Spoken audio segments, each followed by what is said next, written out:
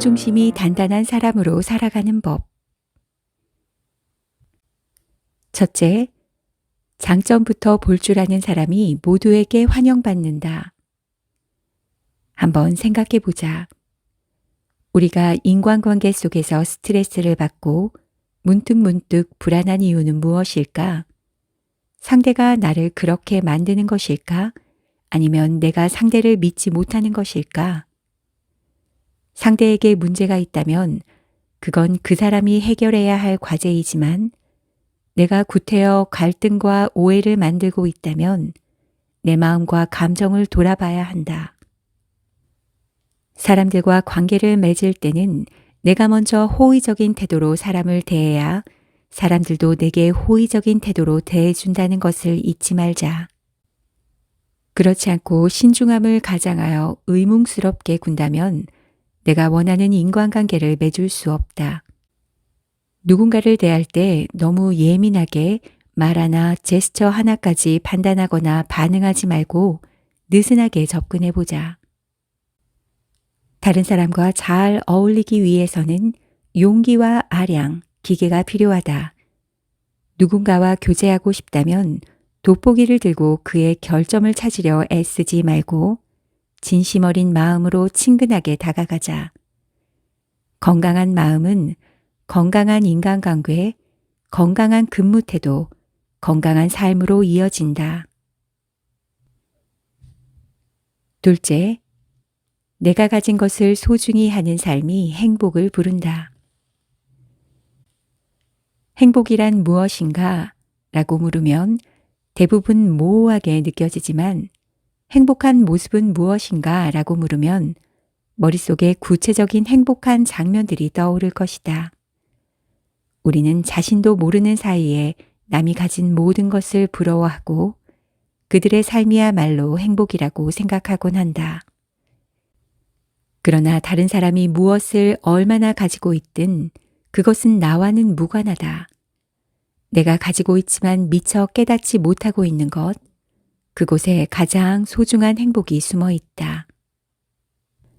자신이 가진 것들을 소중히 여기자. 그것들이 사라진 뒤에 소중함을 느끼면 너무 늦지 않겠는가?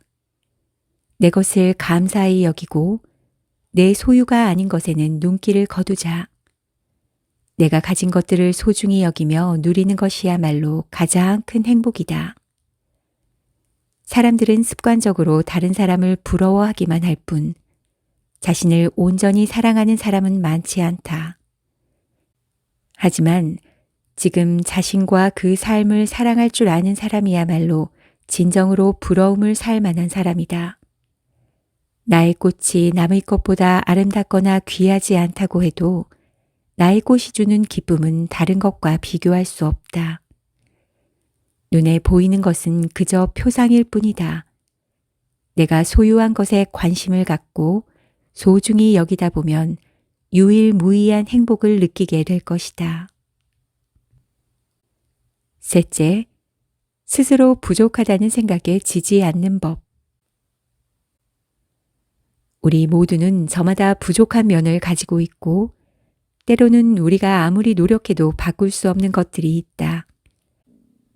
하지만 이 때문에 머리를 싸매고 전전긍긍하는 것보다 마음의 균형을 찾아 긍정적인 태도로 임하는 것이 좋다.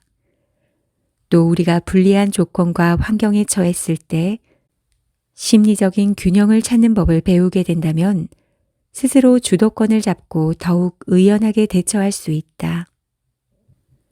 마음의 균형을 찾는 것은 이처럼 우리가 실수했을 때 자신의 부족함을 유연하게 넘길 수 있는 방법일 뿐만 아니라 자신감, 의연함, 소탈함 등 내적 강인함을 유지시켜준다. 마음의 균형을 찾는 방법은 여러 가지가 있는데 그중 가장 많이 쓰이는 것은 바로 자기암시다. 끊임없는 자기암시를 통해 만족감을 얻고 마음을 평온하게 유지하면 자신의 부족함이나 어려운 상황에 더 이상 얽매이지 않게 된다. 예를 들어 개인별 실적 차이가 큰 영업직은 실적에 따라 어떤 사람은 엄청난 수익을 얻고 어떤 사람은 기본급만 받는 경우도 있다. 이 때문에 상대적 박탈감을 느낀다면 자기 암시를 통해 심리적 균형을 맞춰 마음의 짐을 내려놓는 것이 좋다. 괜찮아. 운이 별로 안 좋았을 뿐이야. 또는 그 사람도 언제나 실적이 좋았던 건 아니잖아. 나도 계속 뒤처지진 않을 거야. 라고 자기 위안을 해보는 것이다. 이러한 심리적 암시로 부정적 감정을 줄이는 것은 현실을 좀 더 이성적으로 바라보게 해주는 효과적인 방법이다. 마음의 균형을 찾는 것은 자기 도피가 아니라 마음의 짐을 벗어던지고 용감하게 전진하는 것이다. 스스로 부족함을 느끼거나 다른 사람에게 부정당할 때마다 깊은 자괴감에 빠지지 말고 마음의 균형을 잡고 스스로에게 응원의 박수를 쳐주자. 넷째, 걱정이 가득할 때는 눈앞의 일에 집중하자. 때로 우리 주변에는 자신의 앞날을 예측하고 그 예측을 통해 자신의 미래를 바꿀 수 있다는 공상에 빠진 사람들이 있다. 그들은 끊임없이 미래에 대한 준비를 해야 한다고 외치며 유비무환의 정신을 강조한다. 그들은 미래에 대한 대책을 세우기 위한 걱정 속에서 노심초사하며 하루하루를 보낸다. 미래에 대한 지나친 걱정은 그저 불필요한 감정 소모일 뿐이다. 또 우리가 걱정하는 일 중 99%는 일어날 가능성이 없다는 것도 자명한 사실이다. 머릿속에서 한없이 가설과 과장의 나래를 펼치다 보면 공포심에 휩싸여 헤어나오기 힘들어질 뿐이다. 이처럼 때로 우리의 괴로움은 불필요한 마음의 근심에서 시작해 자승자박의 결과를 초래하곤 한다. 중국에 세상의 모든 걱정은 스스로 만들어낸 것이다 라는 속담이 있다. 실제로 우리가 걱정하는 일 중 대부분은 전혀 일어나지 않는 일이다. 우리가 때로 걱정에 빠져 헤어나오지 못하는 것은 붓으로 번뇌를 표시할 수 없다는 것을 깨닫지 못했기 때문이다. 실제로 우리 주위에는 불필요한 걱정으로 자승자박에 빠지는 사람들이 많다. 심지어 어떤 이들은 걱정 때문에 잠을 설치고 병까지 얻기도 한다. 우리 주변에는 늘 앞날에 대한 의심과 걱정에 빠져 하루하루를 힘겹게 사는 사람들이 많다. 우리는 그들에게 근심 걱정을 내려놓고 마음을 편히 가지라고 말하곤 한다. 그런데 정작 왜 자신은 근심과 걱정의 굴레에서 벗어나지 못하는 걸까? 절대 일어나지 않을 일에 시달리는 것만큼 슬픈 일은 없다. 불필요한 마음속 괴로움에 빠져 정신적 고통에 시달리기보다는 마음을 가라앉히고 눈앞의 일을 차분히 해나가는 것이 좋다. 한 스님이 제자들에게 들판의 잡초를 제거하는 가장 좋은 방법은 그 위에 곡식을 심는 것이다 라고 말했다. 우리의 마음도 들판과 같다. 머릿속에 부정적인 정보를 몰아내기 위한 가장 좋은 방법은 긍정적인 정보로 채우는 것이다. 긍정적인 메시지를 머릿속 가득 채우는 것은 마치 따스한 햇살이 마음의 들판을 내리쬐는 것과 같다. 일이 실제로 일어나기 전까지의 모든 걱정은 헛되고 무의미하다. 또 정신적 긴장과 공포 속에서 생기는 걱정은 대부분 과장된 것이며 발생할 가능성이 희박하다. 그러니 걱정의 짐을 내려놓고 현재를 직시하자. 마음의 근심이 클수록 조급함과 잡념을 버리고 눈앞의 일에 전념하는 것이야말로 가장 중요하고 생산적인 일이다.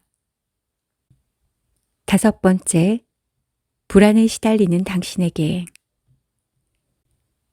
많은 사람이 안정감을 추구하며 추운 겨울을 앞둔 다람쥐같이 분주하게 움직인다. 게다가 먹고 사는데 문제가 전혀 없는 사람들조차도 잠시만 쉬어도 큰일이 나는 것처럼 습관적으로 바쁘게 살아간다. 사람들에게 어떤 삶이 안정감 있는 삶이냐라고 물으면 돈이 많은 삶, 건강한 삶, 가족과 함께하는 삶, 자유로운 삶 등 다양한 대답을 할 것이다. 안정감은 마음의 만족을 의미하기에 사람마다 생각하는 안정감의 정의는 모두 다르다. 중요한 것은 안정감은 돈으로 살 수 없기에 부자들조차도 늘 불안감을 느끼며 산다는 것이다. 석유왕 존 록펠러는 이렇게 말했다. 내가 아는 사람 중 가장 가난한 사람은 돈 말고도 가진 게 없는 사람이다. 돈이 원하는 삶을 가져다 줄 수는 있지만 그게 다는 아니다. 사막에서는 물 한 주전자만 있어도 마음이 든든하고 침몰하는 배에서는 구명조끼만 있어도 마음이 놓인다. 실제로 안정감이란 우리가 얼마나 가지고 있느냐가 아니라 우리 내면에서 진정으로 얻고자 하는 것이 무엇인지 주변의 것들에 대해 어떻게 생각하는가에 달려 있다. 안정감은 마음속의 만족에서 나온다. 평온함, 무병무제, 화목함, 즐거움 등의 감정은 안정감에 속하며 이런 안정감은 우리의 직업이 무엇인지 얼마나 많은 돈이 있는지와는 전혀 무관하다. 그러니 스스로 자신의 삶에서 진정 원하는 것이 무엇인지 생각해보고 지금껏 소중함을 깨닫지 못해 놓치고 있었던 주변의 행복 요소를 찾는 데 주의를 기울여 보자.